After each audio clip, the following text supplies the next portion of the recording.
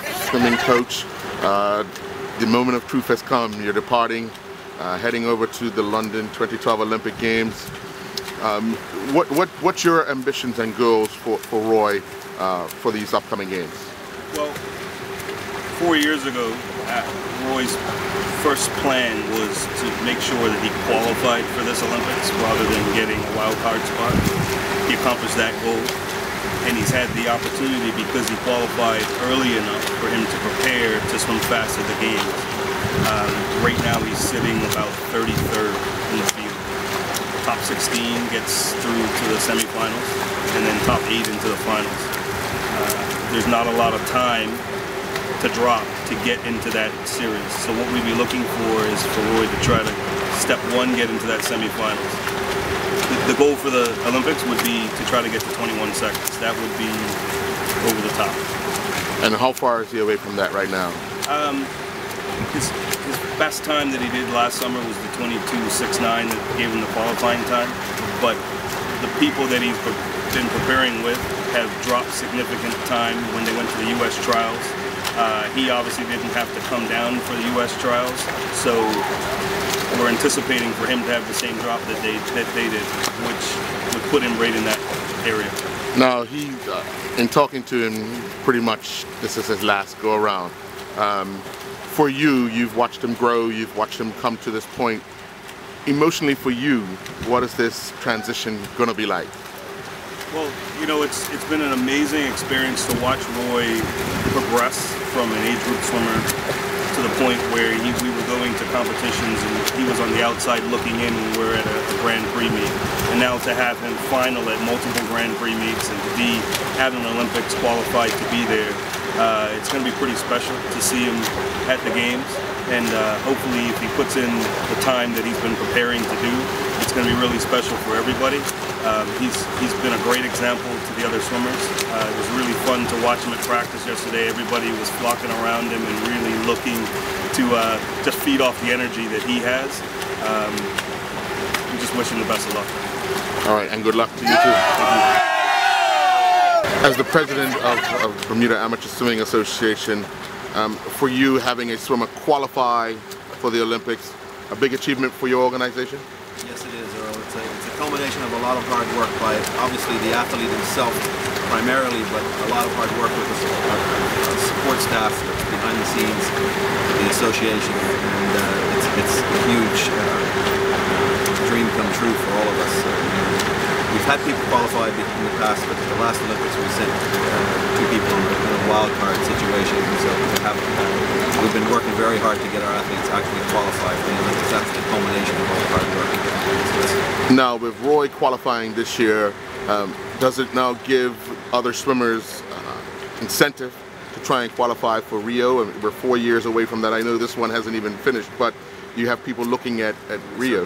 We certainly do. We have right now at least 2 or 3 that, well, we had 2 or 3 that were very close to this one, just missed it, and then we have a sort of a younger set coming up, Rebecca Sharp and Julian Fletcher and people like that are very close now. So we anticipate that they'll see Roy and they'll strive even harder. Now, Bermuda's always had a very small team, but for swimming, what's a particular number you would like to see at the games for Bermuda at some point? And that's the sky's the limit. I don't know. It's hard to put a number on it, but realistically, 2 or 3 is probably for the games, for the Olympic Games. And then as you go down through the regional meets that go underneath that, Commonwealth, Pan Am, and all of those sort of things, maybe that could be a little bit bigger, 5 or 6 or whatever. But the Olympics, 2 or 3 is really realistic for our expectations, I think. Well, all of Bermuda will be watching with all the swimming from Bermuda when Roy enters the pool. We can't wait. Looking forward to seeing it. All right. That'd be great. Thank you. Roy, you're just hours away from boarding the flight heading over to London. Have the nerves started kicking in yet? No, I'm pretty calm right now. It's my second Olympics. I've been to a lot of big competitions before, so just have to think of it as another race. Really. Now, you've already said this could be your last one. How emotional is it for you? You've qualified, you've done the hard work, there's no handed ticket, you've done the work. How satisfying is it for you to have accomplished this feat of qualifying? It's really good for my confidence because last time around I didn't do that, and now, you know, I've done a lot of hard work for a long time, so it's just really good for my confidence. And you know, leading up to this Olympics, I've raced, you know, all the top 30 guys in the world, so I know what to expect. I know what to expect of them, and even more so, I know what to expect of myself. So, you know, I just have to execute, you know, plan and execute. Now, come August 2nd, I think that's the day you race. What's your plans like on August 1st? What do you go through? What will you go through? I guess the usual prep stuff. I have to shave down, probably do some visualizing, just try to relax, get good sleep, which can be difficult when you're excited, and just prepare for battle. Now, August 2nd is the second F Cup match as well, so a lot of eyes will be on what you're doing over in London and what's going on at Somerset. But for you, who do you support? Somerset. I grew up in Somerset, so I'm of course a diehard Somerset fan forever.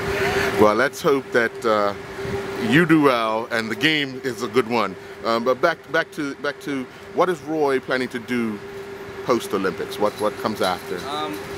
I've given a few things some thought. I'm expecting a son in September, so you know I'll have that going on, and I may take up a job with